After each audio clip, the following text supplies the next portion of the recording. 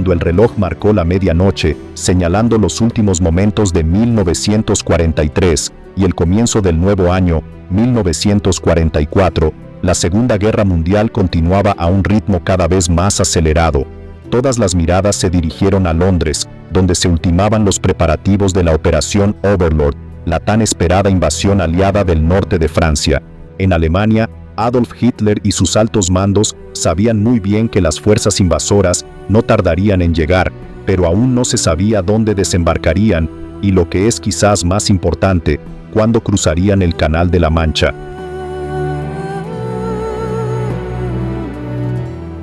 Las apariciones públicas de Hitler eran ahora muy escasas, y el Führer luchaba por aceptar la realidad de la situación alemana.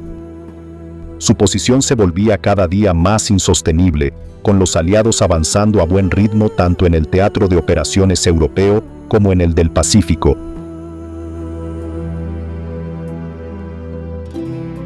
Rodeado de sus secuaces, Joseph Goebbels, Heinrich Himmler y Hermann Göring, por nombrar solo algunos, Hitler se volvió cada vez más retraído y a menudo tomaba decisiones irracionales. Incluso los más cercanos a él finalmente comenzaron a darse cuenta de que su líder ya no era el gran salvador de Alemania que alguna vez creyeron que era.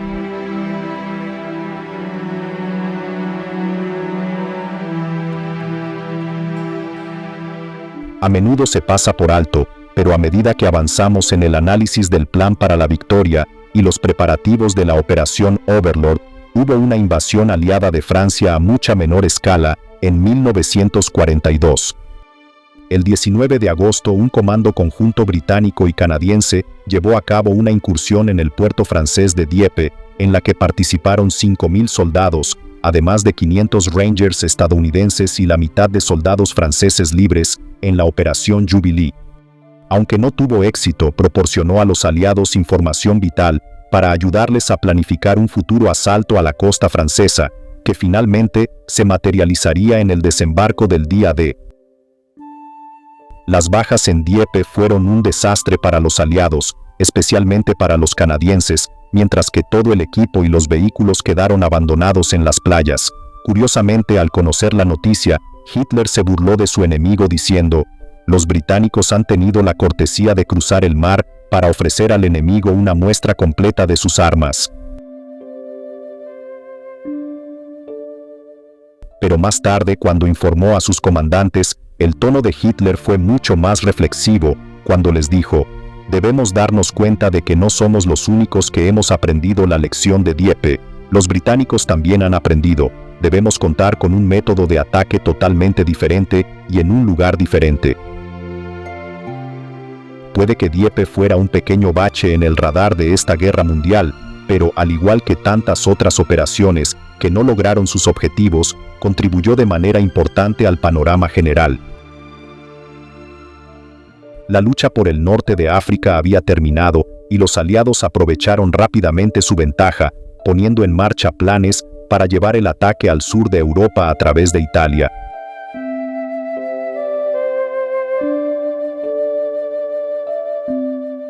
La Operación Husky fue su primera ofensiva, centrada en la isla de Sicilia, y tras una rápida victoria, la campaña por Italia parecía estar al alcance de la mano.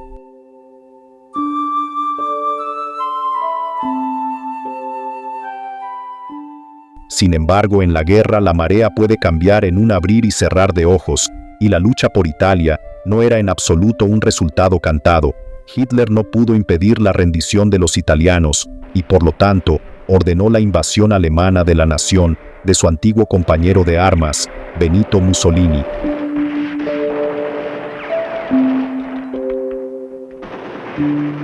Esto hizo que la lucha por el control de Roma por parte de las tropas británicas, estadounidenses y canadienses fuera una tarea mucho más difícil de lo que se había previsto. A pesar de las dificultades a las que se enfrentaban los aliados en Italia, a finales de 1943, los planes para la liberación de Francia en la primavera o el verano de 1944 eran ya imparables. Mientras los rusos continuaban atacando a los alemanes desde el este y los estadounidenses luchaban por la supremacía en el Pacífico, Gran Bretaña se preparaba para acoger a la fuerza de invasión más poderosa que el mundo había visto jamás. Por muy positivas que fueran las noticias sobre los avances de los aliados en todo el mundo, aquellos a quienes Hitler había condenado a los campos de concentración, ya fueran judíos, polacos o gitanos, se enfrentaban a un sufrimiento mayor que nunca. El día de Año Nuevo se abrió otro campo de concentración en Polonia, que anteriormente había sido un campo de trabajos forzados, tiranizado por su comandante, Amnon Goth. Su trato sádico a los reclusos se puso de relieve en la conmovedora película La lista de Schindler, que advirtió a toda una nueva generación de los verdaderos horrores de la guerra. Aún así, crecía la resistencia a la opresión del Eje, con valientes individuos que a menudo se enfrentaban personalmente a quienes se cebaban con civiles inocentes que simplemente se habían visto envueltos en el conflicto. En Filipinas, un ingeniero de minas estadounidense llamado Wendell Fertig se negó a rendirse cuando los japoneses reconquistaron las islas en 1942. Siendo él mismo un civil, se adentró en la selva y reunió a un grupo de varios miles de filipinos con los que acosó constantemente al cada vez más tiránico ejército japonés de ocupación. Wendell Fertig solo cesó sus actividades guerrilleras en las selvas de Filipinas cuando el general estadounidense Douglas MacArthur regresó para recuperar las islas de manos de los japoneses a finales de 1944, tal y como había prometido. Mientras tanto, la Royal Air Force británica llevaba algún tiempo bombardeando sistemáticamente Berlín y había planeado un nuevo ataque aéreo para la primera noche del Año Nuevo. El mal tiempo obligó a posponerlo brevemente, pero el 2 de enero todo volvió a la normalidad y la sede del poder de Hitler volvió a ser sitiada.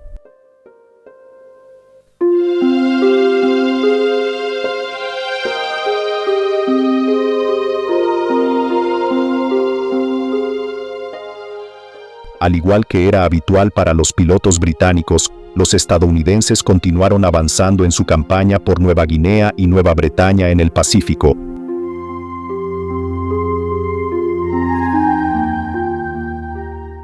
Japón aún estaba muy lejos, pero para los rusos su objetivo de llegar a Alemania se acercaba cada día más. El 3 de enero, el Ejército Rojo se encontraba a menos de 10 millas de lo que había sido la frontera polaca en 1939, lo que no dejaba lugar a dudas a Adolf Hitler de que el avance ruso no estaba lejos.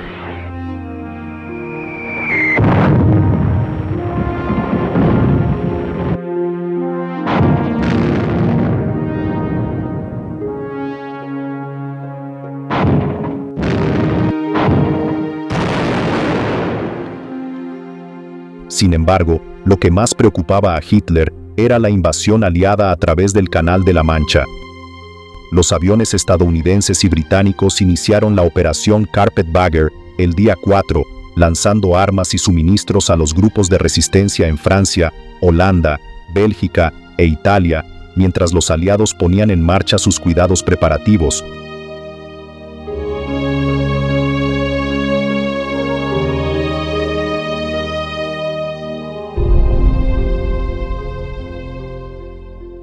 También era el momento de que los aliados empezaran a convocar a Londres a los principales protagonistas encargados de dirigir la operación Overlord. El general Bernard Montgomery, ahora Sir Bernard, tras haber sido nombrado caballero por el rey Jorge VI en reconocimiento a su victoria en El Alamein, había regresado a Inglaterra desde Italia para asumir el mando del contingente británico de la Fuerza Expedicionaria Aliada. Para sus hombres, Monty, como lo conocían cariñosamente, era un héroe al que seguirían hasta los confines de la tierra, pero para sus superiores, Monty podía ser una especie de elemento descontrolado. Era extraordinariamente valioso en la lucha contra Hitler, pero se solía decir que Montgomery era un gran superior, difícil de tener como compañero, pero un infierno como subordinado.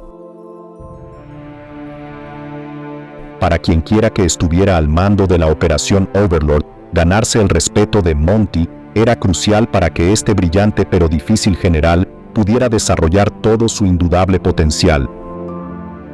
La decisión sobre el nombramiento del comandante en jefe de la Fuerza de Invasión Aliada se había tomado en 1943, y en enero de 1944 llegó el momento de que el general estadounidense Dwight D. Eisenhower asumiera su cargo en Londres. En el territorio natal de Winston Churchill, trabajar con el inconformista primer ministro británico siempre iba a ser un reto, y con Monty ya en el lugar, se necesitaría una mano muy firme al timón para mantener el plan de invasión por el buen camino.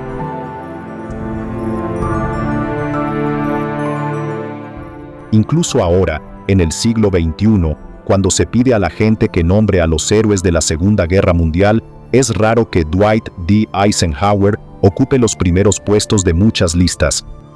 Sin embargo, sin la actitud tranquila, la determinación férrea, la cortesía discreta y la brillante mente militar de Eisenhower, el resultado de la Segunda Guerra Mundial podría haber sido muy diferente. Por lo tanto, antes de continuar, echaremos un breve vistazo al hombre encargado de la ejecución exitosa de la Operación Overlord, que también estaba destinado a convertirse en el 34º presidente de los Estados Unidos. Nacido como David Dwight Eisenhower en el condado de Grayson, Texas, el 14 de octubre de 1890, su apodo infantil, Ike, le acompañó durante toda su vida. Curiosamente, sus padres eran pacifistas, pero esto no le impidió asistir a la Academia Militar de West Point, ya que creían que le proporcionaría la mejor educación posible.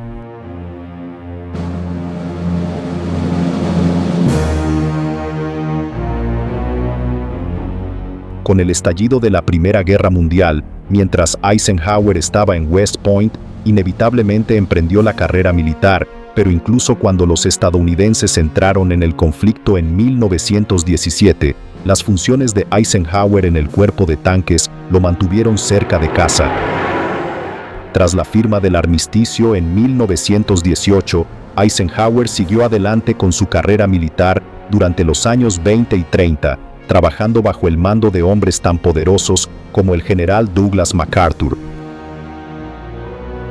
Cuando estalló la Segunda Guerra Mundial en 1939, Eisenhower se había ganado una reputación de primer orden como administrador y se encontró sirviendo con MacArthur en Filipinas.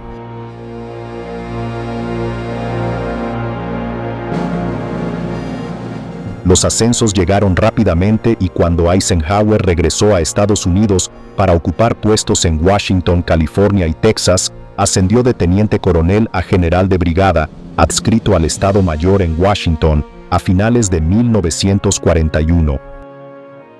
En poco tiempo, Eisenhower se convirtió en subjefe de Estado Mayor de la División de Operaciones y sus evidentes habilidades administrativas le llevaron a ser nombrado comandante general del Teatro de Operaciones Europeo en Londres. Después de esto, se convirtió en comandante supremo de las fuerzas aliadas en el norte de África, y cuando la batalla se trasladó a Italia, tras la expulsión de Rommel de Túnez, Eisenhower se unió a la acción. Puede que no fuera un soldado en el campo de batalla enfrascado en combates cuerpo a cuerpo, pero los excepcionales dones que poseía este texano de modales afables eran igualmente valiosos en la lucha contra Hitler. Y llegó el momento de que Eisenhower demostrara al mundo que estaba a la altura de la tarea que se le encomendaba al llegar a Londres para asumir el mando de la Operación Overlord.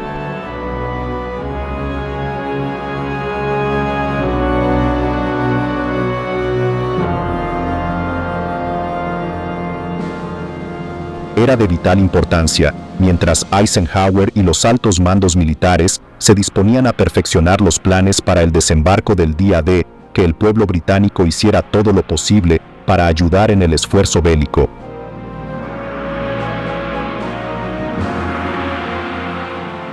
En el frente interno, el gobierno se involucró cada vez más en la educación de la población para que cada individuo pudiera desempeñar su papel. Desde las primeras instrucciones de cavar para la victoria, para fomentar la producción de alimentos, se tomaron medidas para que todo el mundo comiera de forma saludable.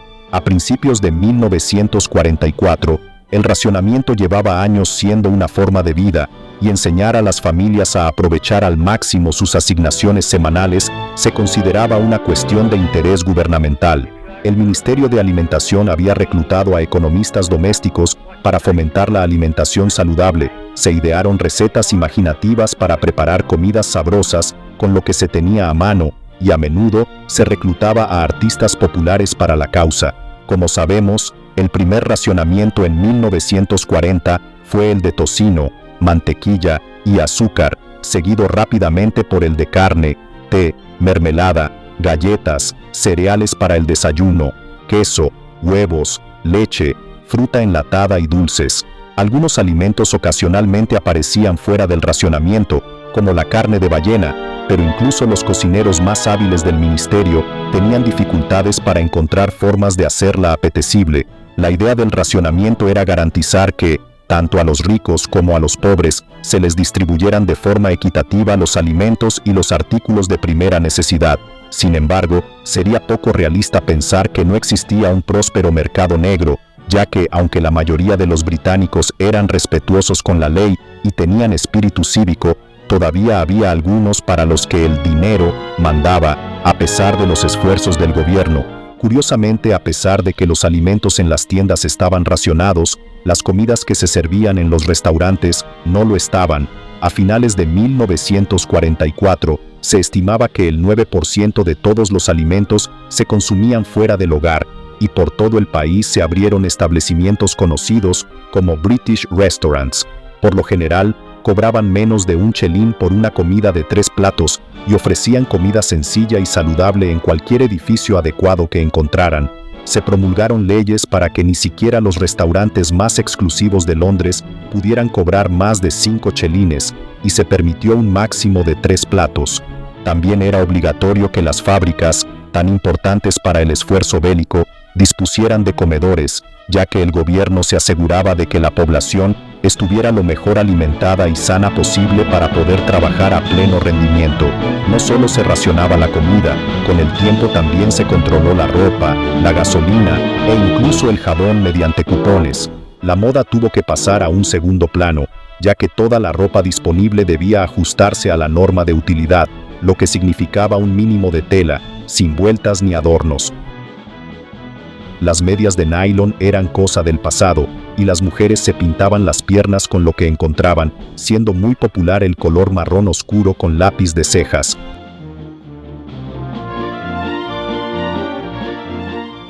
Pero cuando los soldados estadounidenses comenzaron a llegar a Gran Bretaña, en 1942, trajeron consigo lujos como las medias de nylon, junto con chocolate, chicles y cigarrillos, lo que hizo que los militares estadounidenses fueran muy populares. El término GI surgió porque todo el equipo de los soldados estadounidenses llevaba estampadas las palabras Government Issue, suministro del gobierno, que rápidamente se abreviaron como GI.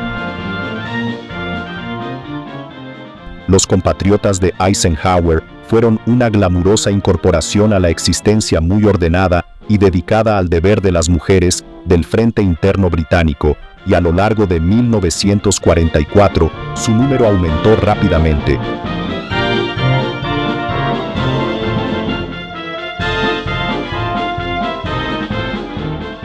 Sin embargo, esto no siempre fue un buen augurio para las relaciones angloamericanas, sobre todo porque los hombres que se quedaban en el frente interno tendían a ser considerados de segunda categoría por no llevar uniforme.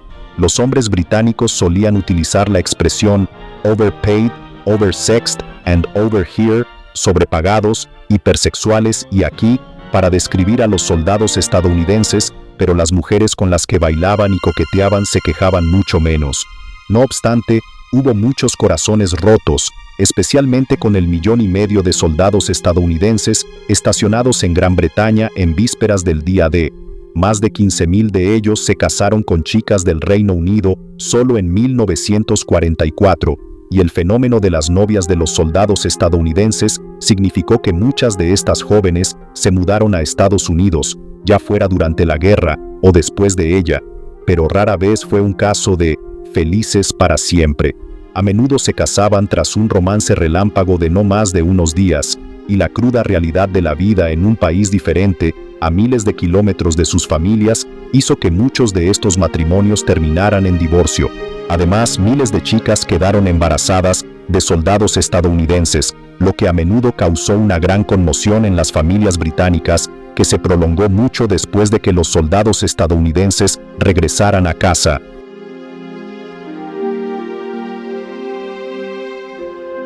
Por lo tanto, no es de extrañar que los hombres británicos que se quedaron en el frente interno estuvieran descontentos con la conducta de sus aliados, con los que simplemente no podían competir, sobre todo porque la población femenina solía ignorarlos, ya que en su mayoría eran ancianos, con mala salud, con ocupaciones menos glamurosas que les eximían del servicio militar, o lo que es peor, desertores.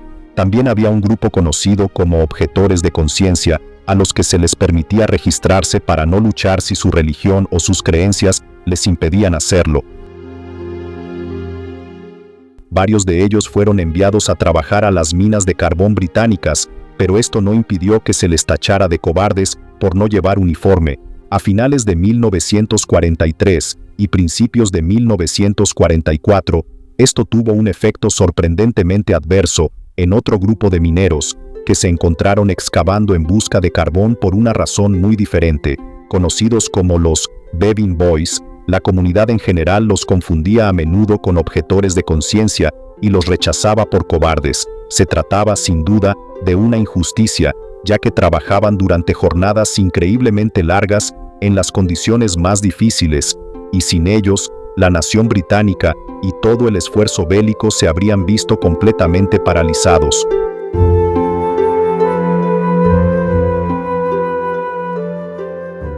En la coalición británica durante la guerra, bajo el liderazgo de Churchill, había una serie de ministerios especialmente designados, y junto al Ministerio de Alimentación, también existía un Ministerio de Trabajo y Servicio Nacional, supervisado por Ernest Bevin. Ya en mayo de 1939, después de que las tropas de Hitler invadieran Checoslovaquia, se aprobó la Ley de Entrenamiento Militar, que otorgaba al gobierno británico la facultad de llamar a filas a los hombres de entre 20 y 22 años para un entrenamiento militar de 6 meses. Tras la declaración de guerra, la Ley de Servicio Nacional, Fuerzas Armadas, entró en vigor y se reclutó a los hombres de entre 18 y 40 años, aunque en 1941 se amplió para incluir a los hombres de hasta 51 años. Había algunas profesiones exentas de la llamada a filas, como la ingeniería y la minería del carbón, pero los hombres podían alistarse como voluntarios. Al principio de la guerra, muchos mineros del carbón hicieron precisamente eso, antes de que el gobierno se diera cuenta del problema que supondría el hecho de que cada vez quedaran menos hombres en las minas. Se había promulgado legislación para hacer frente a estas situaciones, gracias a la Ley de Poderes de Emergencia de 1940, seguida de la Orden de Trabajos Esenciales, un año después, lo que significaba que los que se quedaban en el frente interno podían ser reclutados para trabajar en industrias esenciales. Sin embargo, la mayoría de los reclutas potenciales eran mujeres que no podían ser enviadas a las minas, y aunque Bevin hizo un llamamiento urgente para que los hombres se alistaran como voluntarios, era comprensible que pocos estuvieran dispuestos a dar el paso. Ante la amenaza real de que los mineros del carbón que se quedaron emprendieran acciones sindicales, Bevin tenía que actuar con rapidez. El ministro ideó un sistema por el cual un porcentaje de los reclutados para el servicio nacional sería asignado a las minas. Cada semana, algunos dicen que de su propio sombrero, Bevin sacaba un número entre el 0 y el 9. Cualquiera de los hombres llamados a filas esa semana, con un número de servicio nacional que terminara en ese dígito, sería enviado a las minas en lugar de a las Fuerzas Armadas. No fue una medida popular y arruinó la carrera política de Bevin, pero fue eficaz, y estos mineros trabajadores recibieron su nombre tras un discurso que Bevin pronunció en un intento por inspirarlos. Necesitamos 720,000 hombres empleados de forma continua en esta industria. Ahí es donde entran ustedes, muchachos. Nuestros combatientes no podrán lograr su objetivo a menos que obtengamos un suministro adecuado de carbón.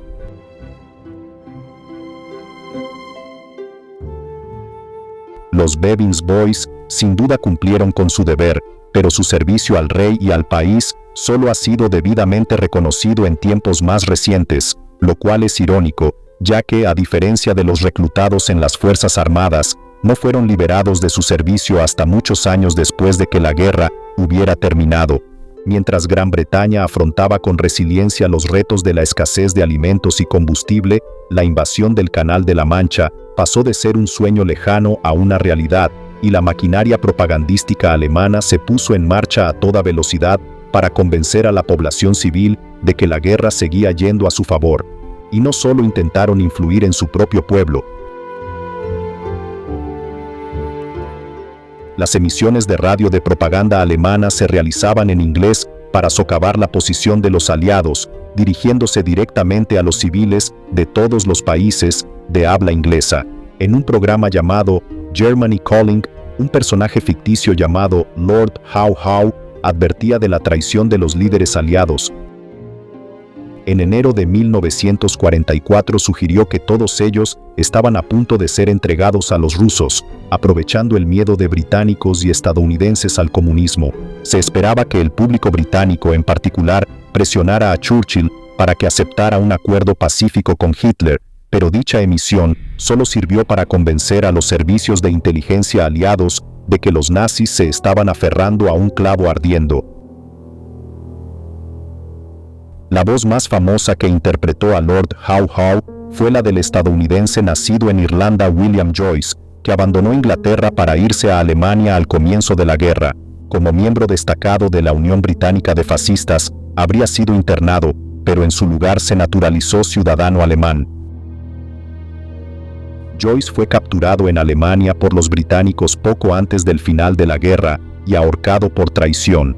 Aunque no era súbdito británico, se argumentó que, como Joyce había mentido para obtener un pasaporte británico, era por tanto su nación de elección, lo que le hacía culpable de traición, un delito capital.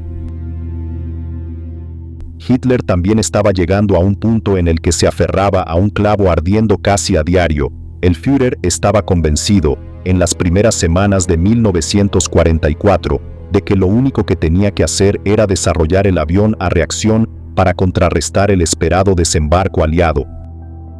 Declaró que, si consigo llevar unos cientos de ellos al frente, exorcizaré el espectro de la invasión para siempre. Era solo otro ejemplo de cómo Hitler estaba perdiendo su capacidad de pensar lógicamente y tomar decisiones.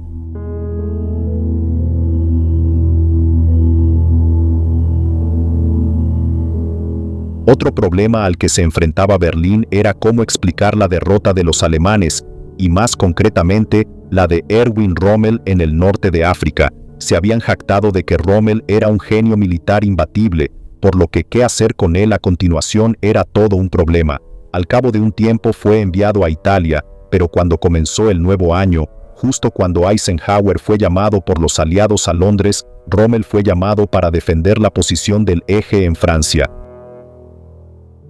No hay duda de que los instintos militares de Rommel eran notables, y aunque en ese momento su compañero comandante, Gerd von Rundstedt, creía firmemente que el ataque aliado vendría de Dover a Calais, Rommel estaba convencido de que Normandía sería el destino elegido. Como resultado, el que fuera en su día el muy apreciado zorro del desierto de Hitler, pasó los meses de enero y febrero de 1944 inspeccionando las playas y el campo de Normandía. Se colocaron minas y trampas a lo largo de la costa, y cualquier campo que pudiera ser un lugar seguro para el aterrizaje de aviones o paracaidistas fue inundado o sembrado, con lo que se hizo famoso como los espárragos de Rommel. Se trataba de largos postes clavados en el suelo que imposibilitaban el aterrizaje de aviones o personal militar.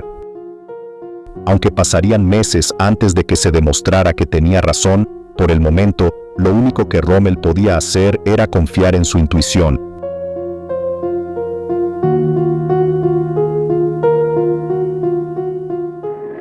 Un lugar donde las tropas alemanas habían logrado mantener su posición era Italia.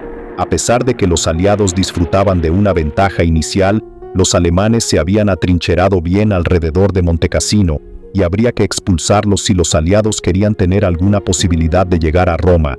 El 12 de enero, el cuerpo francés intentó capturar la ciudad de Cassino, pero fue en vano. Los alemanes se mantuvieron firmes, sin dejar a los aliados más remedio que esperar otra oportunidad. No obstante, fue solo un breve momento de triunfo para Hitler, ya que en otros lugares sus tropas estaban siendo atacadas por todos lados.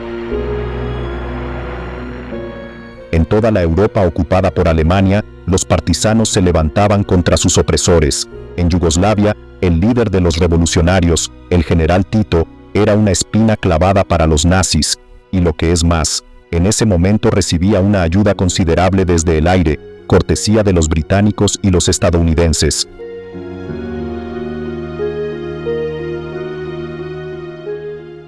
Y por supuesto, Rusia seguía siendo una peligrosa sangría para los recursos de Hitler.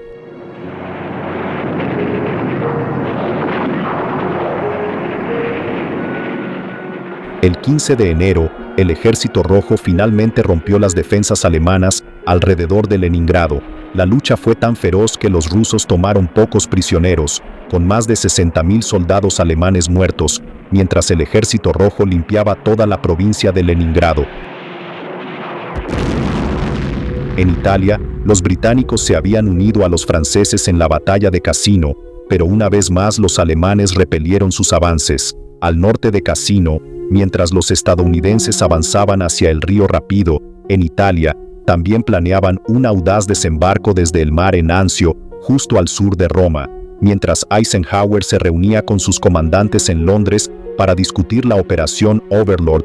El 21 de enero, las tropas británicas y estadounidenses, escoltadas por 28 buques de guerra, zarparon de Nápoles en la operación Shingle, nombre en clave del desembarco en Anzio. A los pocos minutos de la medianoche, las tropas desembarcaron.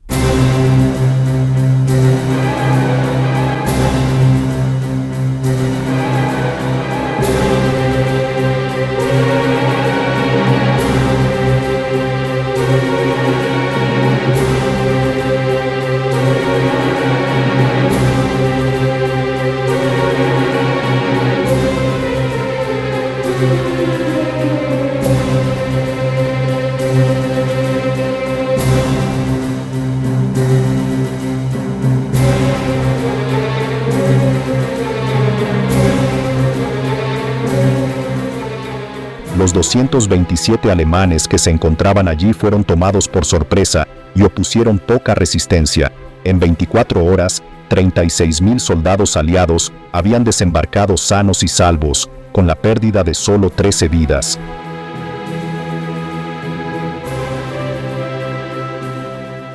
Hitler había ordenado a sus hombres que defendieran Italia a toda costa, y en cuestión de días los aliados se dieron cuenta de que, a pesar de su éxito inicial, Anzio estaba lejos de ser segura.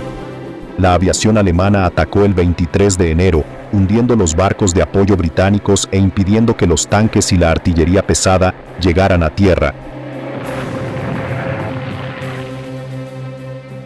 El comandante estadounidense en Anzio dudó con consecuencias desastrosas, dando a los alemanes la oportunidad de enviar refuerzos. Como los alemanes aprendieron por las malas en Anzio, la inteligencia militar era de vital importancia, ya que saber que los aliados estaban en camino habría marcado la diferencia.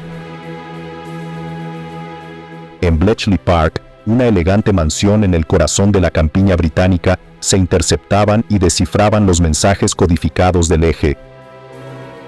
Los aliados no solo eran capaces de rastrear lo que los alemanes estaban planeando, sino que también podían asegurarse de que la información falsa que estaban proporcionando al enemigo llegaba a su destino. Con la operación Overlord inminente, esto era crucial, ya que se hacía todo lo posible por desviar toda la atención alemana de Normandía. Como parte de la operación Fortitude, una sofisticada y elaborada campaña para engañar a los alemanes sobre las playas de desembarco propuestas para la operación Overlord, por cada vuelo de reconocimiento sobre Normandía, se enviaban 2 sobre el paso de Calais. El primer grupo del ejército de los Estados Unidos, comandado por el famoso general estadounidense Blood and Guts, Patton, era en realidad una invención total, pero los mensajes descodificados de los alemanes indicaban a los aliados que Hitler estaba trasladando tropas desde Rusia para prepararse para contrarrestar a Patton y sus hombres imaginarios en Calais. El 12º Ejército Británico, compuesto por la 15ª División Motorizada Británica, la 34ª División de Infantería Británica, la 8ª División Blindada Británica y la 7ª División de Infantería Polaca, tampoco existió más que sobre el papel, y salvo por la corazonada de Rommel sobre Normandía, la campaña de desinformación funcionó a la perfección. Sin embargo, para los que luchaban en Italia, Rusia y el Pacífico, las batallas eran todo menos imaginarias.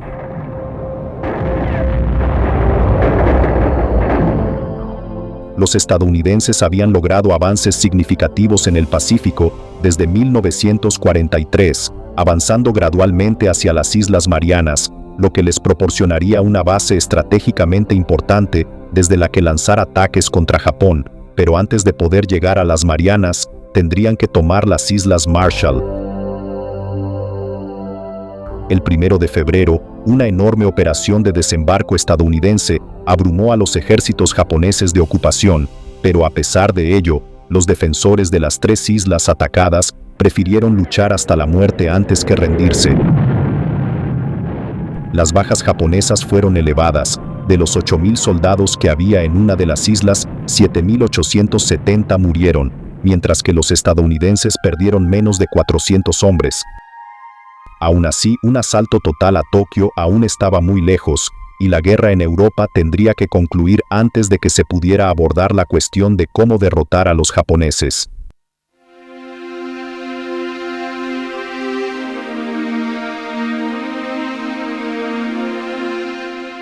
En Londres, Eisenhower estaba totalmente absorto en los planes para la Operación Overlord, ya que él y sus altos mandos se dieron cuenta del enorme compromiso de planificación que habían asumido.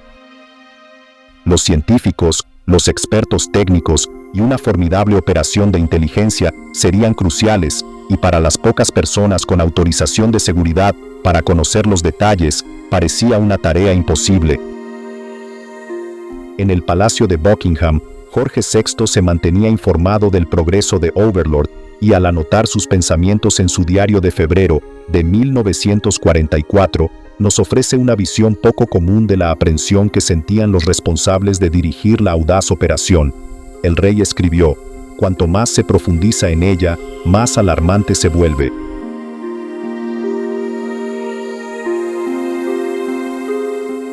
Otra operación que estaba adquiriendo rápidamente proporciones alarmantes era la batalla que libraban los aliados en Italia, intentando mantener su posición en la cabeza de playa de Anzio.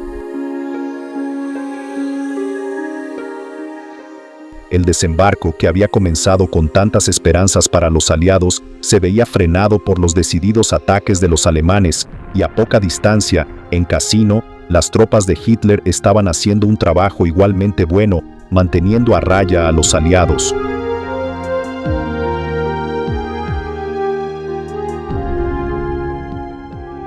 A medida que avanzaba el mes de febrero, era urgente resolver la batalla de Cassino si los aliados querían tomar Roma antes del inicio de la Operación Overlord.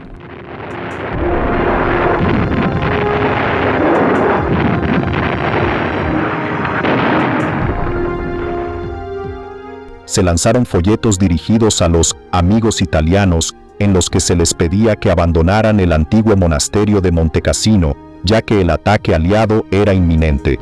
Fue una advertencia oportuna justo antes de que se lanzaran 400 toneladas de bombas sobre el magnífico santuario medieval, matando al obispo y a 250 refugiados civiles que se refugiaban allí. Junto a los estadounidenses, canadienses y británicos, las tropas maoríes, indias y gurkas lucharon cuerpo a cuerpo contra los defensores alemanes entre las ruinas, pero los aliados no lograron desalojarlos de su posición estratégica. En los cielos de Europa, los aliados continuaron bombardeando Berlín, mientras que los alemanes, en represalia, bombardearon Londres. Con una precisión alarmante, 4 personas murieron en un ataque aéreo prácticamente a las puertas de la residencia del primer ministro, en el número 10 de Downing Street, pero afortunadamente para Churchill, él no se encontraba en casa en ese momento. Para la RAF, los bombardeos sobre Alemania fueron muy costosos en términos de aviones perdidos y hombres muertos, pero Churchill, como siempre, se apresuró a defender sus acciones. Con todos sus pensamientos centrados en la liberación de Francia, dijo: "La ofensiva aérea constituye la base sobre la que se sustentan nuestros planes de invasión en el extranjero".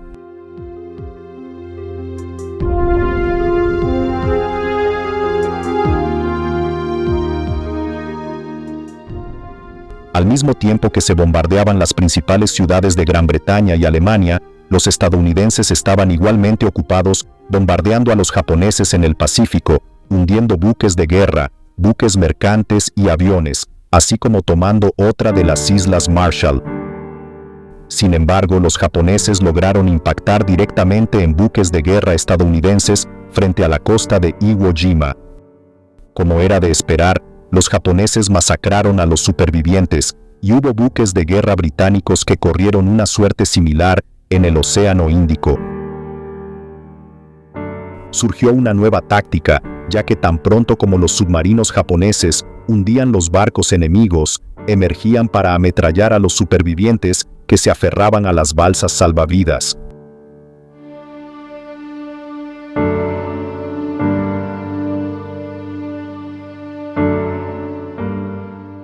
Los japoneses mostraban poco respeto por los derechos humanos de los prisioneros de guerra, y en los campos de concentración, los alemanes se comportaban con igual desprecio hacia sus semejantes. Sin embargo, en Dachau, donde se habían cometido tantas atrocidades, es interesante señalar que un empleado del campo dio un paso valiente.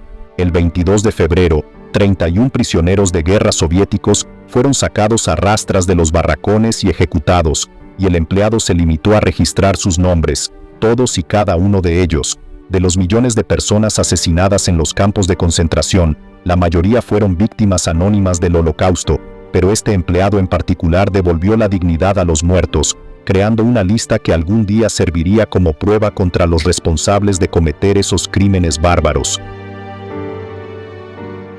La primavera llegaba a los aliados, febrero daba paso a marzo, y con la invasión cada vez más cerca, la inteligencia militar aliada trabajaba sin descanso para poner en marcha todos los elementos de los planes de engaño de la Operación Overlord. En Moscú, los soviéticos dieron su bendición a las campañas de desinformación angloamericanas y añadieron una interesante de su propia cosecha, creando un falso desembarco en la costa de Noruega.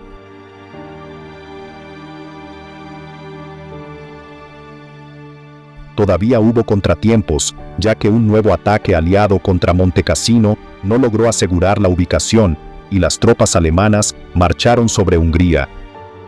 Sin embargo, el dominio de Hitler sobre el poder se le estaba escapando, ya que algunos de sus propios oficiales comenzaban a cuestionar su autoridad.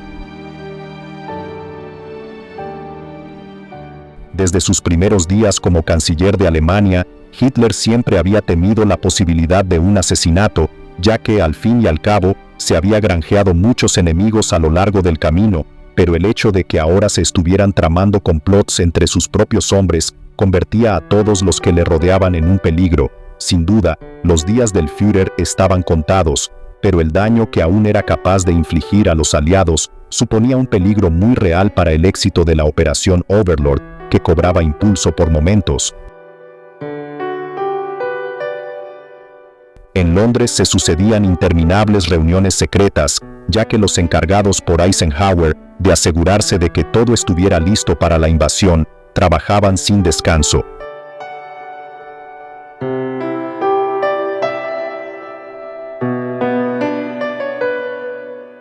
Y mientras tanto, el espíritu bélico británico prevalecía, ya que los ciudadanos de Londres seguían con sus quehaceres diarios tan alegremente como podían. Ya fuera trabajando en tiendas, oficinas o fábricas, todos contribuían al esfuerzo bélico y por las noches se ofrecían como voluntarios como guardias antiaéreos y vigilantes contra incendios para mantener la ciudad lo más segura posible, independientemente de lo que Hitler les lanzara.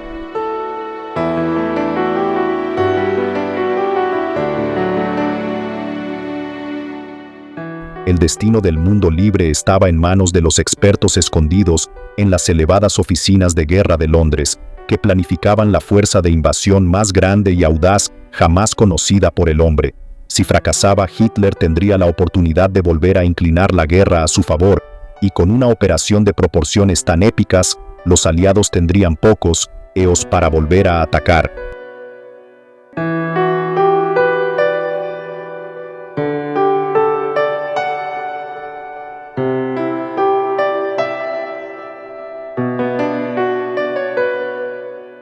Las alarmas antiaéreas seguían sonando y las bombas seguían cayendo sobre las calles de Londres, pero como Hitler había aprendido por las malas, este era un pueblo que se negaba a ser aplastado.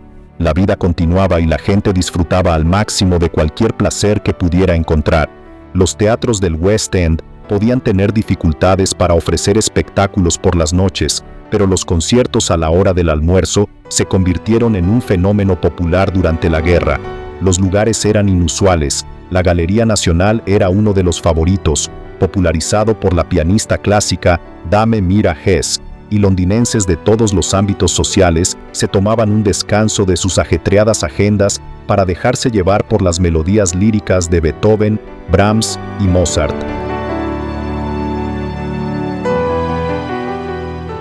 Era sin duda la calma antes de la tormenta. Fuera de los pasillos del poder en Londres se había escrito el plan para la victoria, y el día D estaba, literalmente, a un paso.